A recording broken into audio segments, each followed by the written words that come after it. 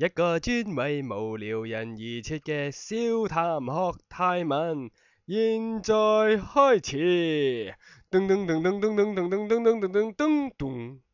Hello，各位聽眾，又係我啊！我相信各位去到泰國旅遊，少不免一定會去買下嘢，減下壓，shopping。但係去到鋪頭嗰度，如果一句泰文都唔識講嘅話呢，呢次實俾人撳住搶啦。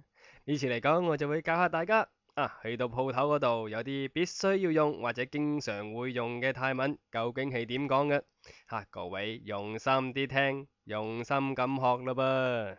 好啦，我哋而家呢嚟學下啲最基本、最簡單嘅嘢先。我哋買嘢起碼都要識數1至10先得噶。唔係下下攞隻手指出嚟同佢講啊，唔係好掂噶嘛。嗱，而家呢，我就教你哋點樣數數字啦。嗱，聽住啦噃，跟我讀一次啊，1、2、3、4、5、6、7、8、9、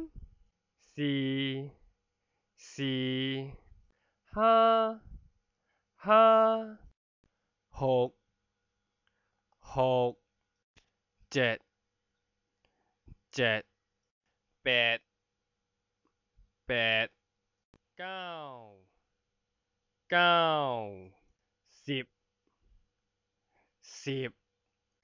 1、2、3、4、5、6、7、8、9、10、11、12、13、14、15、16、17、18、19、20。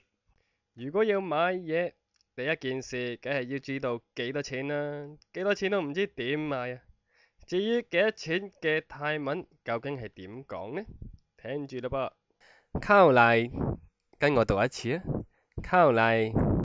嗱，如果你問原價，覺得哇好貴喎，如果你唔識泰文，你係咁哇，佢都唔知你想點噶。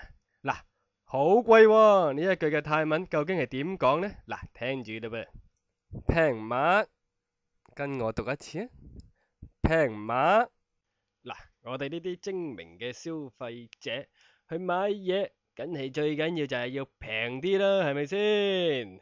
嗱，至於平啲，打個折嚟，泰文點講呢？嗱，聽住啦噃，攞低買，跟我讀一次，攞低買。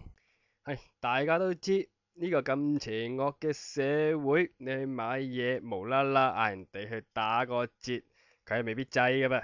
呢個時候，我哋可能會同佢講，平啲啦，我冇錢啊。我冇錢嘅泰文究竟係點講呢？聽住啦噃。咪咪當，跟我讀一次，咪咪當。如果當佢俾咗個折頭你，然之後你又覺得，咦，都唔係好平啫噃，再平啲得唔得啊？咁如果係咁嘅泰文點講呢？落原來得咪卡，落原來得咪卡。好啦，我哋又嚟一個大結合啦。如果呢一次我哋想講，喂，呢個嘢幾多錢啊？哇，好貴喎，平啲得唔得啊？我冇錢啊，再平啲啊。好啦，多謝晒。如果係咁嘅泰文係點講呢？pick up，溝嚟。哦，平乜乜，率低咪？咪咪當，率原來低咪吸？哦，吸係嗎？吸。呢一次嘅無聊學泰文又完結啦，希望大家聽得開心呢。